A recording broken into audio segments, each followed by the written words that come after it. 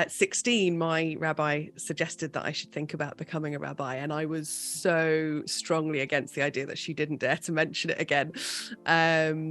And the main objection that I had was that I didn't believe in God, and that was really because of the stories that I'd grown up with of the Holocaust, and I just couldn't understand how there could be a God and the Holocaust coexisting. We were taken to Buchenwald, which is a camp in Germany, and the group, which was a Muslim, Christian, Jewish group from around the world, asked if I would teach them a song to sing in memoriam at Buchenwald, and I taught them a song called Eli Eli.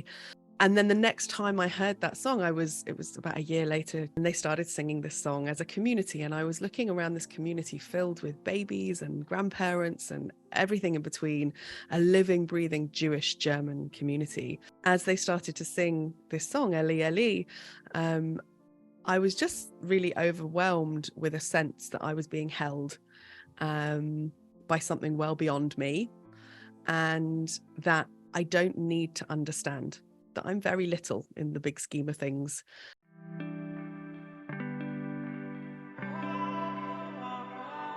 Today we have on the show Rabbi Debbie Young-Somers. She's going to be talking about her journey to becoming a rabbi as a woman, but she's also going to be talking about in her teenage years how she didn't actually have faith in God. She was looking at things like the Holocaust and thinking, how can God exist in a world like this?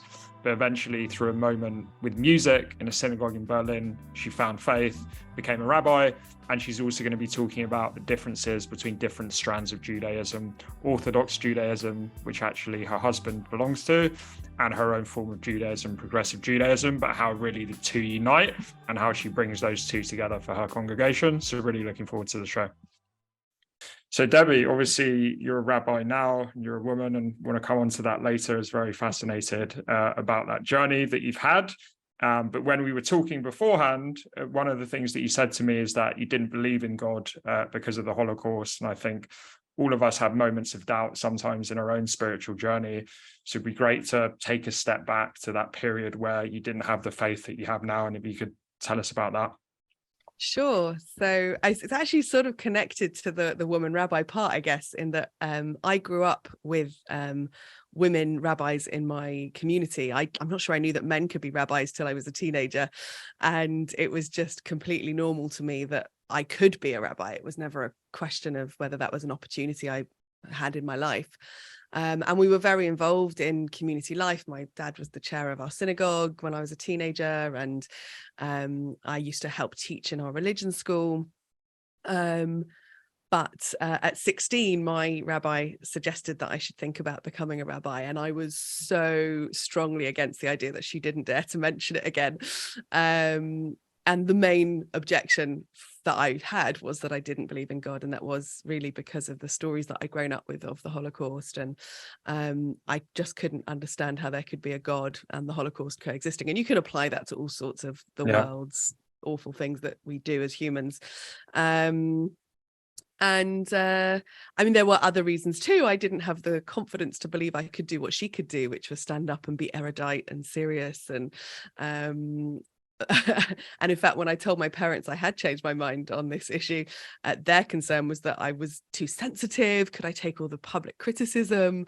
So lots of reasons to worry about being a rabbi. But I think that there's a really interesting element to Judaism, which is that there are plenty of active, participating Jewish people who are really involved in their communities, and for whom the God bit isn't very central, if at all. You know, I wasn't uninvolved in the Jewish community whilst not believing in God. And it's sometimes hard for people to understand, because we've been put into this box of a faith community. Actually, it's not really about faith, it's about community and about people. That's a question I have for you. So when you were 16, why do you think your rabbi said you should think about becoming a rabbi? Why did she choose you in particular? Oh, I've never considered that question. That's so interesting. Funny enough, some people did say, obviously much later, that they thought at my bat mitzvah when I was 13 and I stood up next to the same rabbi and I read from the Torah and I helped to lead the service. Several people said to me later on, I knew then that you were going to be a rabbi, but I was just sort of poo-pooed it and said, oh, that's just hindsight. Of course you're going to say that now. I suppose she saw someone who cared about their Judaism. And I did do a lot of theatre and I was quite an activist as a teenager. And I think there is this interesting combination of factors that goes into being a rabbi. You do need to be able to present from the front and talk to people and lead, and I can sing, which helps, although it's not an essential. Although at the time I didn't see it in myself, there are qualities that I think my rabbi could identify of being, a caring person, a passionate person, and activist. And being a rabbi is so many different things. And I guess she saw some of that in me. So I wanted to come back to the thing you said, you were part of this, and now you say there's, people in your community who are the same, which is that you can be like, be very involved in the community of Judaism, but you can also not have faith and not believe in God. So any of you could talk about that, maybe your own experience, and then also like what you've seen with others. So rabbinically, the piece that I think is really interesting is if you look at the name Israel, which is our name as a people, Jacob, the biblical character of Jacob, is given the name Israel. He is renamed Israel after he struggles with a divine being at the river Jabbok. And the rabbinic tradition says the name Yisrael, Israel, therefore means to struggle with God. And so our name as a people is about this potentially struggling with what this means, how we understand that in this world. And I think the struggle is part of what it is to be who we are. For me personally, I think part of the problem was growing up in a society where we're presented with images of God that are quite sort of childlike in a way, right? This all-controlling being in the sky who is some kind of puppet master that's going to fix everything, right? When you're told that that's what God is, and you see that the world is as broken as it is, it's very hard to believe, I think. And many people will say, well, it's just, God works in mysterious ways. And that is part of the answer, I think. But for me, I did go on a journey. My rabbi didn't give up on me and my role in communal life. And when I was 18, in the summer before I went off to university, and I was going to go and study religious studies, not Judaism or Christianity, but comparative religion. I was really interested in world religions and actually focused my studies on Hinduism. But she sent me off on a tour with the Council for Christians and Jews, which is the country's oldest national interfaith organization, founded in the 1940s by the chief rabbi and the Archbishop of Canterbury, in order to respond to what they saw happening in Europe at the time. This was a young adults trip to Germany, and I was the youngest person there by about 10 years, and I was also the only Jew. So we were suddenly visiting the sites of the Holocaust, which I'd never done before. And I was somehow representing something much bigger than myself. And it was a really steep learning curve of helping me think about what my Judaism meant and what these stories meant to me, and having to really engage with questions that you don't really consider when you're within a community, but questions that come from outside the community actually help us learn a huge amount about who we are. And this trip was really formative for me, but it also made me even angrier at the God that I didn't believe in. And then I think as a young person involved in interfaith dialogue, you keep getting brought back into things because there's not a lot of young people keen on dialogue. And I was just really privileged to keep being sent on these trips and conferences, particularly in Germany. And on one particular trip, we were taken to Buchenwald, which is a camp in Germany, really surrounded by a town. It's on top of a hill. There was no way people couldn't see it and know what was going on. And the group, which was a Muslim, Christian, Jewish group from around the world, asked if I would teach them a song to sing in memoriam at Buchenwald. And I taught them a song called Eli Eli, which is by a Hungarian Jewish poetess, Hannah Senesh. She had moved to the British Mandate of Palestine in the 30s to escape Hungary, seeing what was coming, and because she really believed that Jews needed a homeland of their own, and she wanted to help be part of that. And she then joined the British Navy or Army, British Army, and parachuted back into Hungary during the war, where she was captured and executed. And so we sang this beautiful, beautiful poem that's really about the simple things of life. The words mean something like, eternal God, we pray that these things never end. The rush of the water, the crash of the heavens, and the prayer of man. And I've probably forgotten a bit of it, but it's something along those lines. It's really simple prayer of the world. And it was one of my favorite songs, and we sang it at Buchenwald, and it kind of ruined it a little bit for a while for me. It really associated with that place that I found deeply painful, particularly because it was so obvious that the people living around that place would know what was happening and couldn't maybe do anything. And then the next time I heard that song, it was about a year and a half later, I was in Berlin on a Jewish student trip. And on a Friday night, we went to synagogue, and they started singing this song as a community. And I was looking around this community filled with babies and grandparents and everything in between, a living, breathing Jewish German community. And I hadn't experienced that yet. I'd only experienced the loss and the death.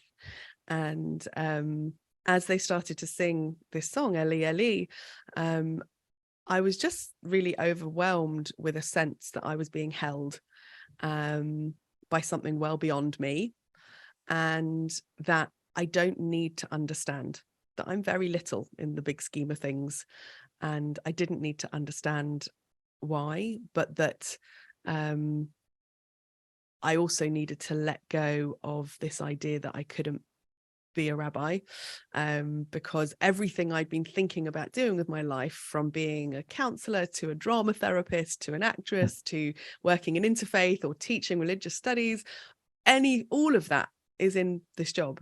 And I guess it was a bit of a calling moment, which is also unusual in the Jewish community. And I think the overwhelming feeling of it was, this job is about people. The God stuff, I don't need to worry about, because God is okay. God is there. And I don't need to worry too much. It's really about focusing on this world and what I can understand. And I suppose I've continually wrestled with finding those parts of my Judaism that affirm that sense of what it means to not understand. And I love living in that space of not understanding. So, for example, there's a brilliant moment in Exodus when Moses is standing on Mount Sinai talking to God, receiving the second set of tablets, having broken the first in anger. And Moses asks if he can see all of God. He wants to see the whole thing. And God's answer is no one can see all of me and survive, because you can't comprehend me. And I think if even Moses can't know it all, I've definitely not got a chance. And at the same time, there's a midrash, which is a sort of Jewish storytelling tradition, that when the 10 Commandments were being given to Moses, the Israelites at the bottom of the mountain all saw God in a different way. As each one of them was able to experience God, that's what they saw. So we'll only know what happened if we hear all 600,000 versions. So for me, understanding God is about finding the image of God in every single part of humanity, because everyone has a little glimpse. No one has a whole truth. And I call it a theology of humility. So wanting to kind of engage with understanding that I'm always going to be learning from others and finding footprints of God through the world. For sure. Yeah, I love that theology of humility. And I think actually the closer you get to God, in a way, the more questions you're going to have, the more unanswered questions as well. I love a good question. I wanted to, so you had this, I guess, like kind of breakthrough moment, and it's amazing how, music and song often captivates us and can create that spiritual feeling. So you mentioned obviously 16, you had that conversation with your rabbi, you were like, no, at 18, you started doing these interfaith journeys and dialogues. How old were you when that moment happened to you in Berlin? I was about 20. About 20. So then then you were thinking, okay, I may become a rabbi. What happened after that? So I told my family, and they were initially all absolutely horrified. They were like, "That's not a good job for a nice Jewish girl." And again, as I said earlier, I think my parents particularly were worried that it's a very public and very frequently, you receive a lot of criticism, and could I handle it? And at 20, I don't think I could have, but obviously I didn't jump straight into it. So after university, I spent a year working in student fieldwork, so traveling all around the country, working with Jewish students on educational activities and leading services and pastoral support, kind of being a mini rabbi in some ways. And then I spent a year studying in Sweden at a center that was founded because the Swedish government found they had rather a lot of Nazi gold. And they were like, well, we were neutral and we didn't kill anybody, but maybe we should feel a little bit bad that we traded with the Nazis and let them take trains across Sweden to rape Norway. So they gave a small percentage of this gold to the Jewish community of Sweden on the proviso that they build something for the future of European Jewry, not a memorial to the Holocaust, but something to build for the future, which was visionary, I think. And this school was opened in 2001. I was there in 2002, and it's still running now. So I had the pleasure and privilege of studying with people from all over Europe, from totally different walks of life: musicians, actors, scientists, artists, scholars, everything in between, community workers, tour guides, teachers, everything. And really kind of tried to hone my own learning and skills. And then I spent about 18 months working for the Council for Christians and Jews, facilitating youth dialogue. And then I'd kind of run out of things I wanted to do. So at 24, I started at rabbi school, and it's a 5-year full-time course. So I was ordained at 29. Well, so 29, you became a rabbi then? Yeah. Well, and then obviously we maybe before actually we get into that of your journey, being female, being a rabbi, we could talk around the type of Judaism that you have, because I know it's different to like Orthodox Judaism, and obviously I think a lot of people listening won't know the differences. I was actually educated just by the conversation we've had before, and Charlie, our mutual friend. So yeah, it'd be good to discuss like your strand of Judaism and how that differs from Orthodox Judaism. Sure. So the roots, Judaism, I think it's important to understand, has never been a monolithic, one size fits all kind of thing. Like a big family, there are lots of different groups and different ways of doing things, and that's always been the case. So, 600 years ago, a Jew in Morocco and a Jew in Ethiopia would be doing very different things from each other, and would also be doing very different things from a Jew in Poland or a Jew in Germany, who were also different to each other. And in fact, in Eastern Europe, you'd find each village would have its own traditions and its own customs.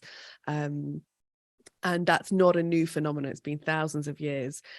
What I really love is that in many of our legal texts, the way it's presented is as many voices. So the majority opinion is recorded, but so is the minority voice. And it's there because they say in a future generation, you might need that voice.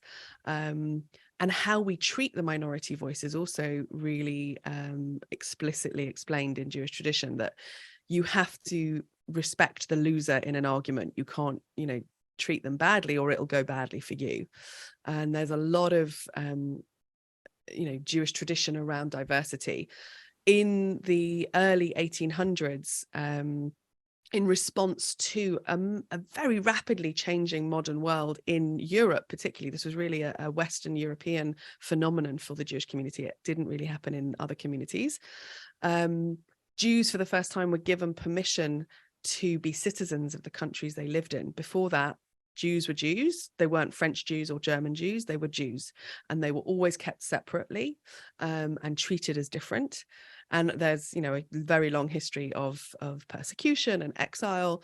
In the early 1800s, Jews were suddenly allowed by the Napoleonic Revolution to be citizens of the countries they lived in, but also they were asked to put their religion away to be a private thing. And many types of Judaism emerged at that time in response to that. So Reform Judaism was one thing that happened. Orthodox Judaism was another thing that happened. Hasidic Judaism, which is what today looks like ultra-Orthodox Judaism, although there's different parts of ultra-Orthodox Judaism too. So these things all emerged around about the same time from different leaders and groups. Ultimately, the simplest way of understanding the differences is to do with how we think about authority in the Jewish world. So for Orthodox and ultra-Orthodox Jews, the Torah, the 5 books of Moses, is considered the word of God given to Moses on Mount Sinai, and therefore deeply authoritative. They also believe that the law was given on Mount Sinai by the word of mouth and was passed down by word of mouth for thousands of years until it was written down. As progressive Jews, we take a much more historical approach. We see this story as crucial and central to our Judaism because it's the story of our people, and it's the story that our people told to try and understand the world around them. That doesn't mean all of it is literally true. It's not a place I would go to look for history or science. It's a place I go to look for meaning and to engage with understanding the world around me. So it's my ancestors' attempt to understand God and the world. And because of the way Jewish law is structured, we are invited to ask questions and to turn it in every generation to find new meaning in it and to try to understand the glimpses it can afford to us. So because of the way we understand authority within that, we have, I guess, a little... Judaism has always had this freedom, really, and it always endlessly changes. But I think Reform Judaism has kind of moved much quicker along that path of responding to marrying modern wisdom with Jewish wisdom to live in the world as it is today. So I wanted to come on to with this topic of Orthodox Judaism. How would you describe your Judaism? Liberal Judaism, Reform Judaism? Or? I'm a Reform Jew, but I also see myself as part of progressive Judaism, which is basically anything that's not Orthodox. However, I'm also a very traditional, observant Reform Jew. So I function a lot within the Orthodox community. I have a lot of, my practices to many progressive Jews will look more Orthodox in many ways. But I see them as being deeply rooted in what it is to be a Reformed Jew, because Reformed Judaism isn't one way of doing things, it's a way of thinking about things. But they're not separate communities. We're all Jews. Yeah, of course. Although there is, of course, politics, which means some Jews don't accept others. And no one in the Orthodox community would say I'm not a Jew, but they might say I'm not a rabbi. So let's get on to that, because that was going to be my next question. So I imagine for Orthodox Judaism, women generally aren't rabbis. Is that correct? Or? That is correct. Although there has been, over the last couple of decades, the odd individual Orthodox rabbi who has decided this isn't the way to go and have individually started ordaining women.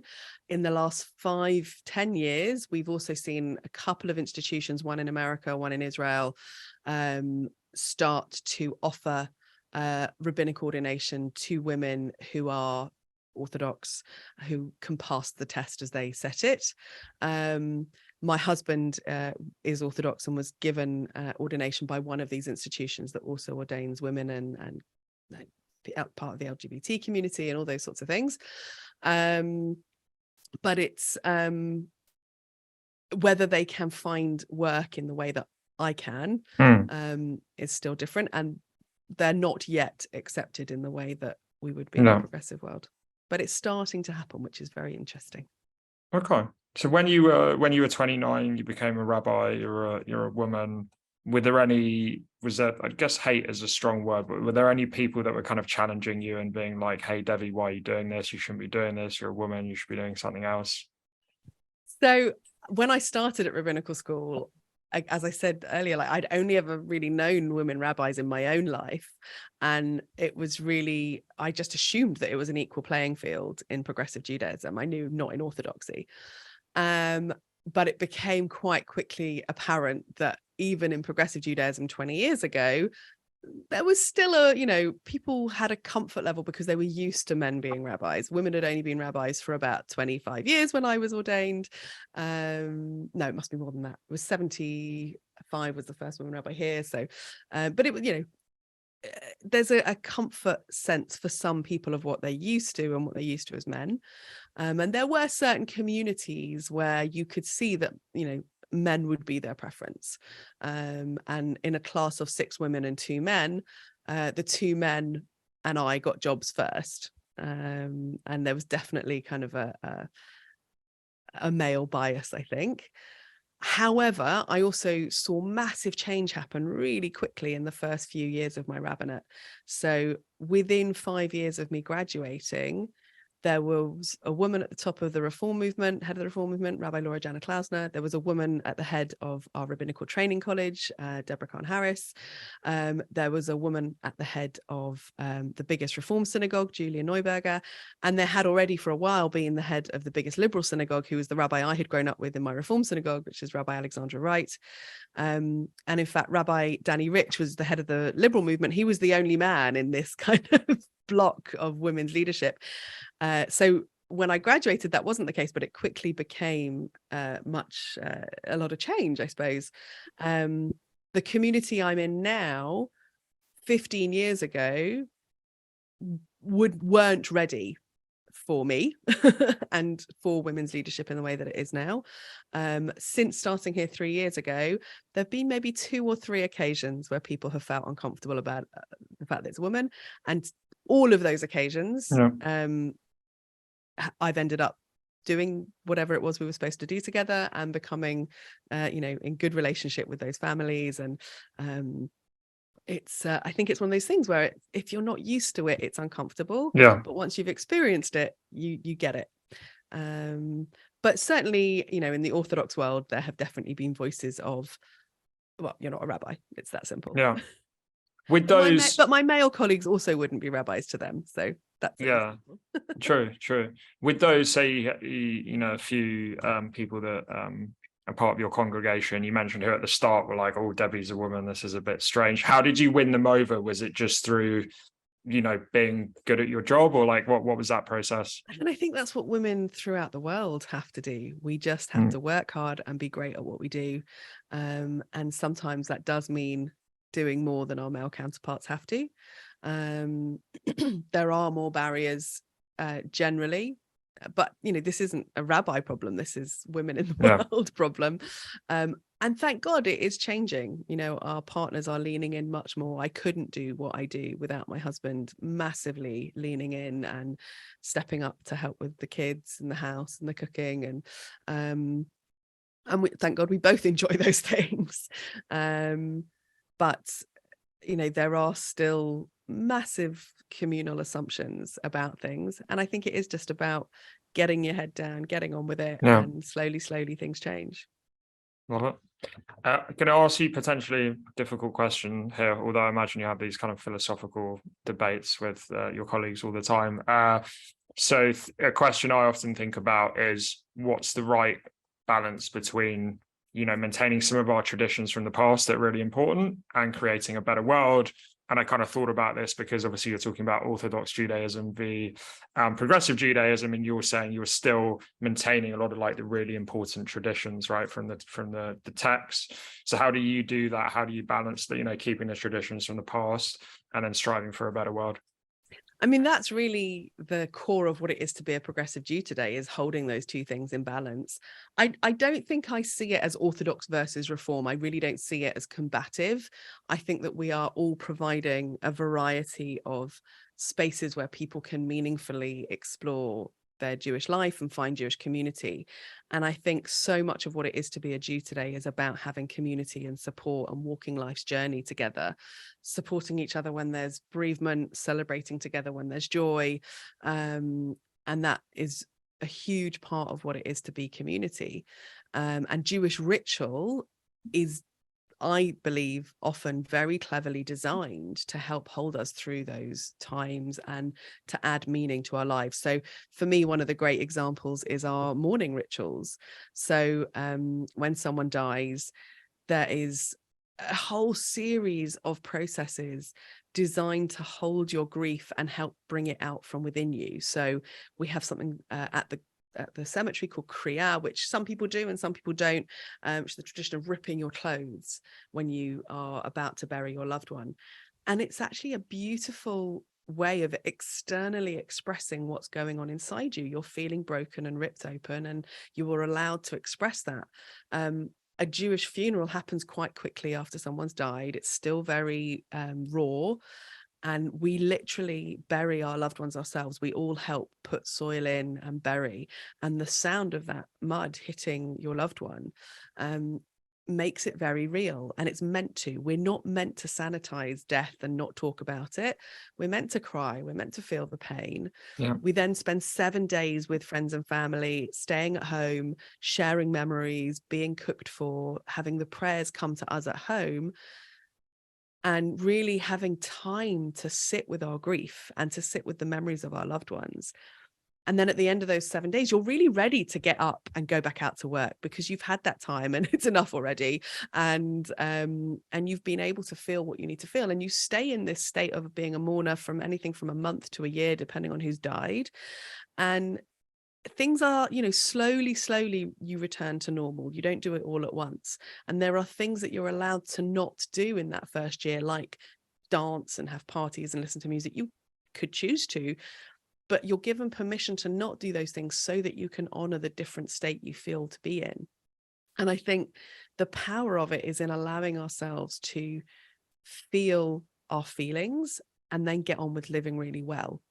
And Judaism for me is really about this world and living well in it and not spending our time worrying about what comes next. We believe there is something, but it's not clear what that is. And that's to teach us that we need to focus on living this life really well.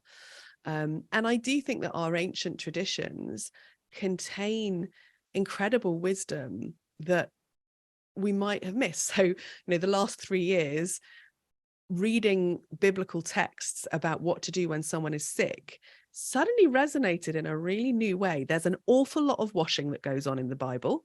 There's an awful lot of quarantining and wiping objects down. And it's really similar to all the stuff we were doing back in 2020 when we weren't quite sure how this thing was transmitted and we didn't know what was going on.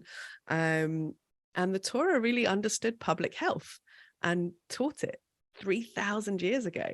The Torah says that every 7 years we should let our land lie fallow. We shouldn't plant and we shouldn't harvest. We just forage what we need, which means you have to share everything as a community for that 1 year. You need to support each other. And you can't take for granted that the land will just endlessly produce and produce and produce. And we now know in the modern world, if we keep treating our earth as we have been, we're going to run out of resources. We're not going to have the opportunity to, continue to feed ourselves in the way that we think we should, because it will all change. So the Bible has this ancient wisdom that we can learn from. That 7th year, you're also supposed to free your slaves and forgive debts. And, people say, oh, we don't have slaves today. That's not relevant. Well, of course we do. We just don't see them. They're sitting in sweatshops thousands of miles away making our clothes. So using these ancient traditions to really reflect on the world that we live in and how we want it to be, I find really powerful. Awesome. So you talked there around the rituals of grief. Something you mentioned to me, a difficult period for you is when your father died, and I think you said you were trying to pray and you were failing. So I was wondering if you could tell us a bit more about that period of your life. So my dad was diagnosed with a brain tumor about 3 weeks before my husband and I got married. I was in the 2nd year of rabbinical school, and thank God he had brain surgery immediately and was able to be at our wedding. And I could have my dad there, and we had about another 13, 14 months with him. Although the last 3 were really, really tough, and he'd had a 3rd brain surgery where something had gone wrong and he basically never really got out of bed again, and couldn't really speak. And those last 3 months watching him decline, I was at rabbinical school at the same time. We were going to daily prayers, and there's a healing prayer that we say, and you're praying for healing knowing that it's not doing anything. And then when he died, of course, the healing hasn't happened. And we have a tradition of saying a mourner's prayer every day for the first year while you're grieving. And I had wonderful colleagues who would gather in little groups with me to help me say that. But when it came to the bigger prayer services where we pray something called the Amidah every day, which is 19 different blessings, praying that we should be healed, praying that there should be peace, praying that all these different things that I hadn't experienced when I had prayed. And it took me a little while, but finally, and obviously not being able to really pray as a student rabbi is a bit tricky because I was going out all the time and having to lead services for people. And I think we all go through phases in life where it's harder and easier and we have challenges. But what really helped me was understanding, it sounds really ridiculous, but understanding the grammar of the Hebrew for the word prayer. Pray in Hebrew is tefillah, and it's a reflexive verb, which means it's something you do to and for yourself. Prayer isn't about changing God. Prayer is about changing me. So when I pray for healing, I'm praying that I should be a source of healing. When I pray for peace, I'm praying that I should be a source of peace. I don't believe in a God who can come in and fix everything. Because if I did believe in that God, for me, that would be a tyrant of a God, right? Who can fix everything and has chosen not to. But there is a beautiful theology that comes out of partly Jewish mysticism, Kabbalah, but also sort of philosophers have used it in different ways throughout history, a sense that God has withdrawn into God's self in order to make space for us, because there wouldn't be human dignity and independence and free will if God occupied all the space. We also couldn't be in relationship with God if God occupied all the space. If you want to be in relationship with a person, you have to withdraw a little bit of yourself to make space for them. And the same is true between humanity and God. And the world is as it is. And we actually create a lot of the tragedies we experience ourselves. So, we know that the Holocaust is man's doing now. This was the hand of man, not the hand of God. And in fact, Rabbi Hugo Grin, who was a survivor of Auschwitz, was asked on the Moral Maze once, where was God in Auschwitz? And he said, that's not the right question. It's not where was God in Auschwitz, it's where was humanity in Auschwitz. And I think for me, the strength lies in what can we do? How can we make a difference? How can we be partners with God in this relationship where we have this incredible gift of life and of the world that we live in? And it's our task to make the most of that and to treasure it and to preserve it for future generations. And that is part of being in relationship and in partnership with God. Just going into your congregation, I think sometimes, as well as what you were saying, and you've talked about Auschwitz and the Holocaust, and you had those moments, I think a lot of people have in their life where there's so much suffering, there's so much pain in the world. How can there be a God? Another issue that sometimes people have, not just with Judaism, any type of religion, you go to a church, a mosque, a synagogue, people recite all the prayers, and then they don't live that in their daily lives, right? They don't have that kind of moral compass. So how do you ensure, the people that are coming to your congregation, how do you advise them to in their daily life and with their families and in minute to minute, day to day, that they're living, what's in the text? Oh, that's a really interesting question. I'm not sure I have the power to do any of that. But I think part of it is about, offering opportunities for people to engage and to learn and to wrestle with learning and with their tradition and with God and with life. And I suppose teaching what our tradition has to offer to the world from the pulpit and in sermons and also in study opportunities and in examples of how we live, being present with people where they are when we can be. And we do fail at it because there is too much to do and we can never get everything. But doing what we can to really sit with people where they are and not always, this is how it must be, but just to hold people. The way you frame the question reminded me of a tradition we have, which people might have seen pictures of, which is when we pray, and you've probably seen Orthodox Jewish men doing it, but I do it as well. And lots of women in the progressive world do. There's a tradition called tefillin, or phylacteries, which is the translation that doesn't help anybody, because what the hell are phylacteries? But the little black boxes that you might see people wearing when they pray, there's a little box on the head with some leather straps, and a box on the arm, which then has a winding around the arm and then down to the hand, and we wind it around the hand in a way that spells one of God's names. And that's not done on Sabbath, on the Shabbat, but it is done during the week when we pray.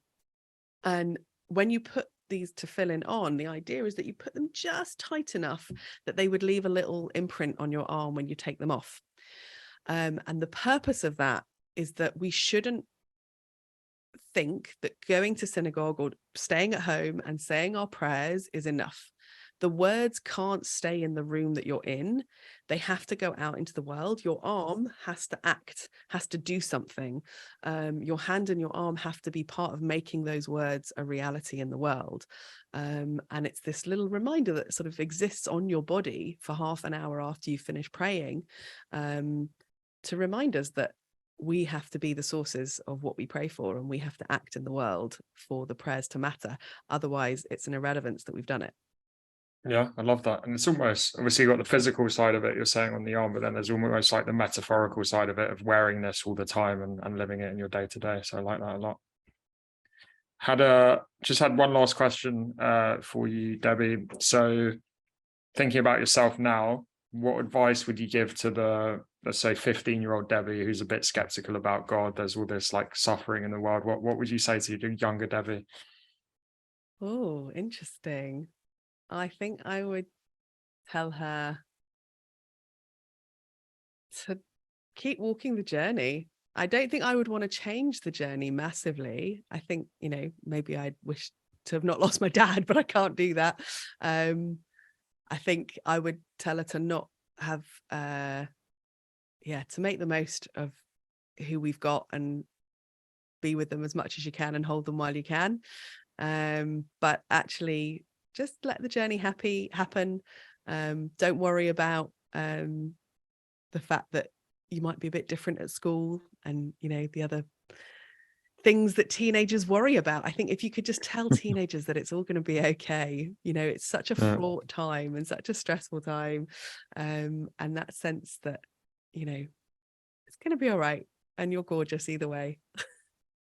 Love it. That was funny enough. I asked a similar questions to the last guest, and they said the same thing, that everything's going to be okay. And it's good advice, as you said, for and even when it's teenagers. Not okay, even when it's not okay, because not everything works out the way you think it will. Even when it's not okay, there are friends and family, and there's love, and you will get through the other side. For sure. Well, it's been really interesting chat, Debbie. We'll put the links to your social media. You've got some really interesting articles you sent over, your podcast. Is there anywhere else that you'd like to send anyone listening? I guess you can find me on Rabbiting On, which is our podcast, and on Radio 2 from time to time on Pause for Thought. But there's lots of writings out there around creative rituals and around Christian Jewish dialogue and dialogue generally. But it's been lovely to meet you, Michael. And I just wish everyone joy and comfort and meaning, which are the things I think we're here to find in life. Thanks a lot, Debbie. Cheers. So I think my main takeaway from the show with Debbie is humility. I love what she said about the theology of humility and the fact we can never have all the answers. Obviously, when Debbie was younger, she didn't have faith in God. She was looking at things like the Holocaust, how can God exist? But like they say in Buddhism, life is suffering. So it's about finding meaning in these moments, knowing we can't have all the answers and having faith that everything is going to be okay. If there's anyone out there that you think could learn from Debbie's wisdom, please share this podcast with them. Please also subscribe to us on your favorite podcast platform and on YouTube, and we'll see you next week.